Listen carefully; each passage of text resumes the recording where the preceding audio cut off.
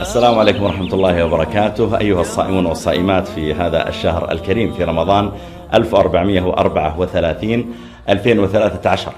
من أعظم مقاصد الصيام تحقيق التقوى. يقول الله جل وعلا: يا أيها الذين آمنوا نداء، وبالتالي ينبغي أن نلتفت إلى ما بعد هذا النداء سواء من أمر أو نهي.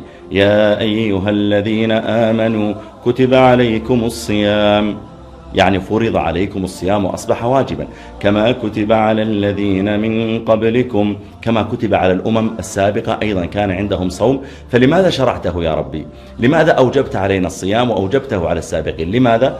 هل قال جل وعلا لعلكم تجوعون، لعلكم تعطشون، لعلكم بآلام الفقراء تحسون؟ هذه بلا شك هي حكم من حكم شرعية الصيام، لكن الحكمة الكبرى قال جل وعلا: لعلكم تتقون.